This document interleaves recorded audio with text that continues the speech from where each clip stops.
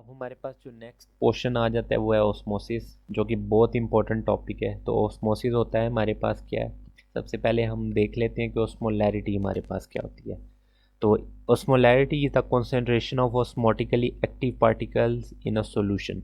अब कोई भी सॉल्यूशन है तो उसके अंदर हमारे पास दो तरह के मॉलिक्यूल्स होंगे, एक वो हैं जिनकी मिकदार हमारे पास ज़्यादा होगी और दूसरे हैं जिनकी मिकदार हमारे पास क्या होगी, कम होगी।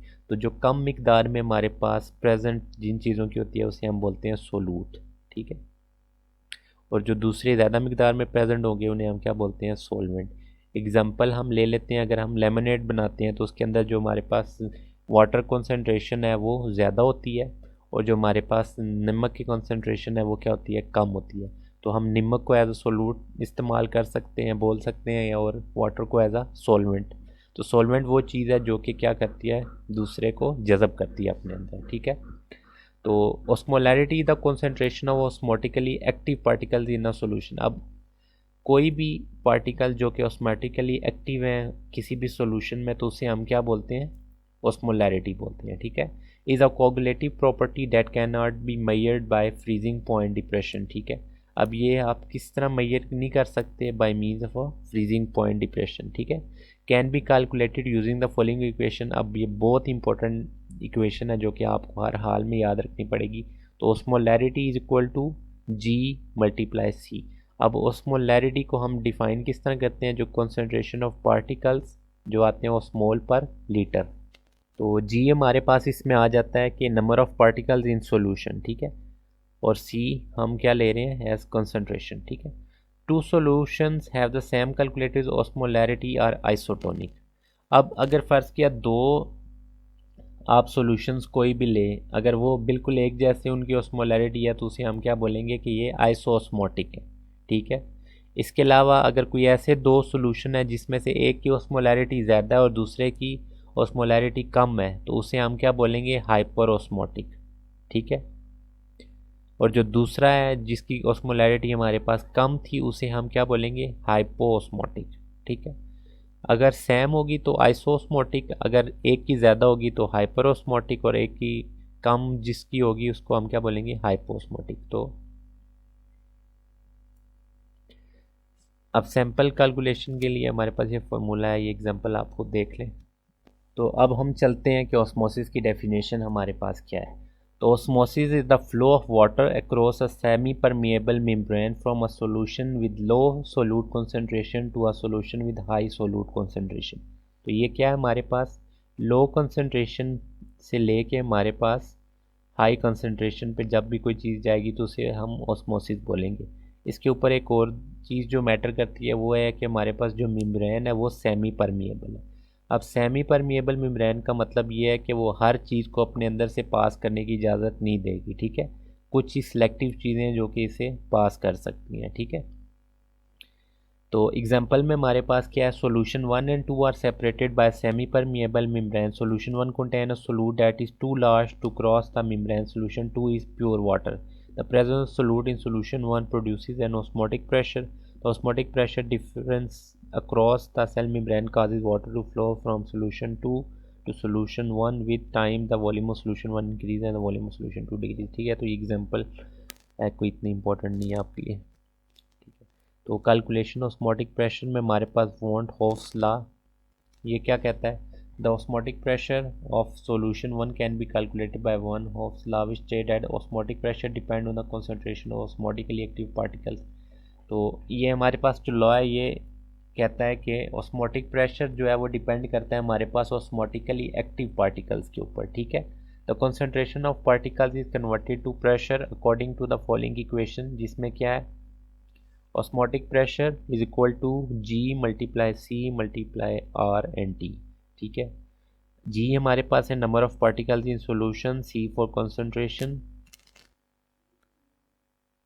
इसके अलावा आर आ जाता है फॉर गैस कांस्टेंट है, और टी है हमारे पास एब्सोल्यूट टेम्परेचर, ठीक है। तो osmotic pressure increase when the solute concentration increases. जाहिर बात है जब भी हमारे पास सोल्यूट की कंसंट्रेशन इंक्रीज होगी तो उसकी वजह से हमारे पास क्या होगा, ऑस्मोटिक प्रेशर भी क्या होगा, इंक्रीज होगा, ठीक है। A solution of one million CaCl2 has a higher osmotic pressure than does a solution of 1 million KCl, because for a given volume the number of osmotically active particles is higher. The higher the osmotic pressure of a solution, the greater the water flow into it. Two solutions having the same effective osmotic pressure are isotonic because no water flows across a semi-permeable membrane separating them. अब हमारे पास जो है एक चीज़ आपको जहन में रखनी पड़ेगी, अगर फ़र्ज़ कि हमारे पास हाई कंसंट्रेशन है एक तरफ और दूसरी तरफ लो कंसंट्रेशन है, तो हाई कंसंट्रेशन से लो कंसंट्रेशन पे जो फ्लो है वो बढ़ेगा। अगर फ़र्ज़ किया हम कोई भी बीच में कोई चीज़ नहीं डालते, एटीपी वगैरह या कोई और ऐसी चीज़ नहीं डालते, तो ज़ाहिर बात है ज़्यादा से ज़्यादा मिकदार से कोई भी चीज़ कम मिकदार में जाएगी, ठीक है। और two solution having the same effective osmotic pressure, अब कोई भी ऐसे आप दो सोल्यूशंस ले लें जो कि क्या है ऑस्मोटिकली या ऑस्मोटिक प्रेशर जो है उनका सेम है। अगर फ़र्ज़ किया एक तरफ हमारे पास ऐसा सोल्यूशन है जिसका हमारे पास क्या है ऑस्मोलैरिटी जिसकी 280 है, जो दूसरा है हमारे पास उसकी भी क्या है हमारे पास 280 है।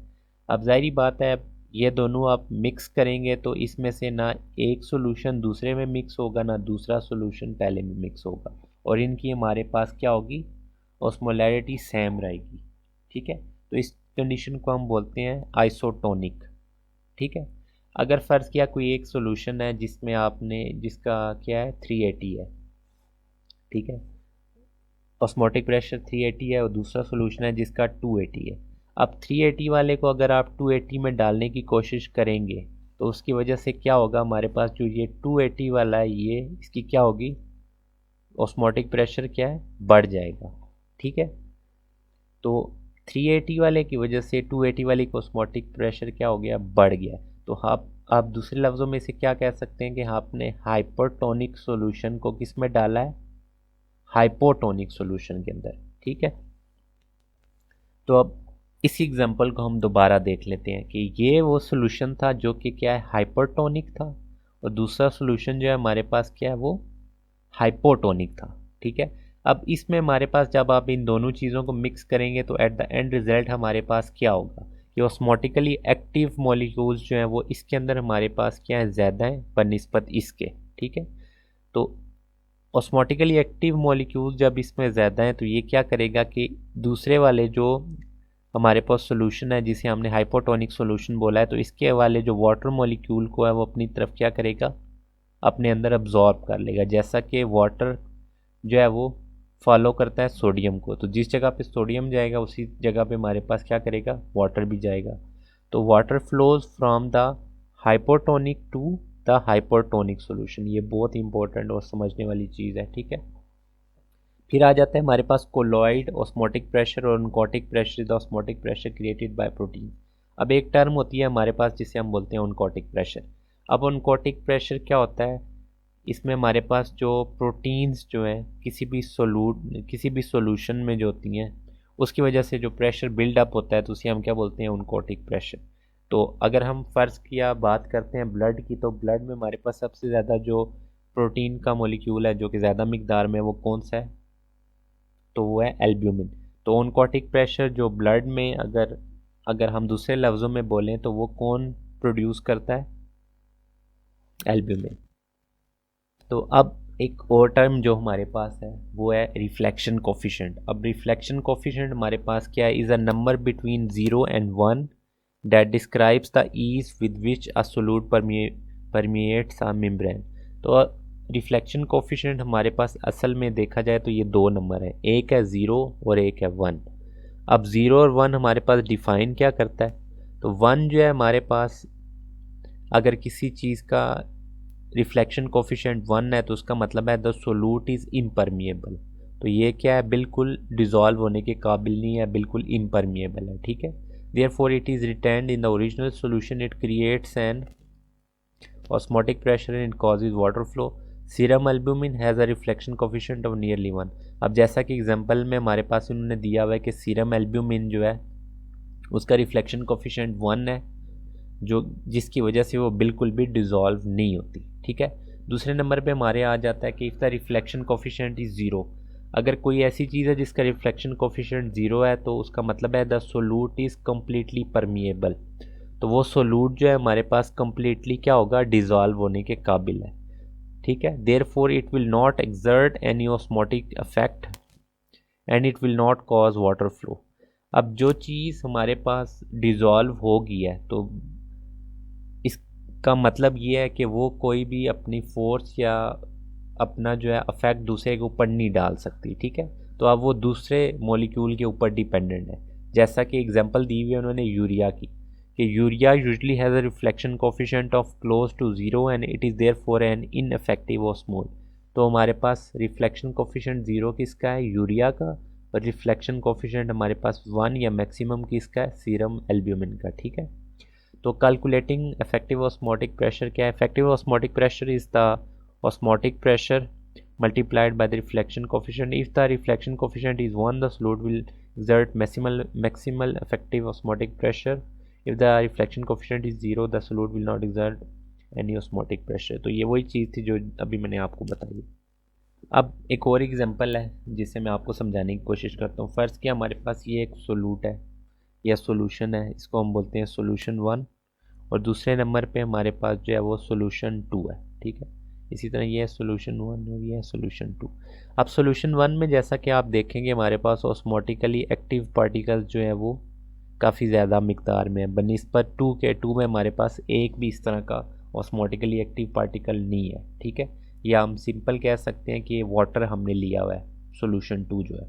अब जब इन दोनों चीज़ों को आप मिक्स करेंगे या एक साथ रखेंगे तो क्या होगा, हमारे पास ऑस्मोटिकली एक्टिव मॉलिक्यूल्स जो हैं वो सिंपली वाटर को क्या करेंगे, दूसरे पोर्शन से अपनी तरफ ले आएंगे। किस वजह से ले आएंगे, क्योंकि ये हमारे पास क्या, ये हाइपरटोनिक सॉल्यूशन है, और ये हमारे पास क्या, ये हाइपोटोनिक सॉल्यूशन है। तो हाइपोटोनिक सॉल्यूशन से हमारे पास सिंपली वाटर क्या होगा, ड्रैग इनटू हाइपरटोनिक सॉल्यूशन में आ जाएगा। ठीक है, तो ये थी एग्जांपल। मुझे उम्मीद है आपको वीडियो पसंद आई होगी। अगर आपको वीडियो पसंद आई है तो काइंडली मेरे चैनल को सब्सक्राइब करें। मैं आपसे मिलता हूँ नेक्स्ट वीडियो में, तब तक के लिए खुदा हाफिज़।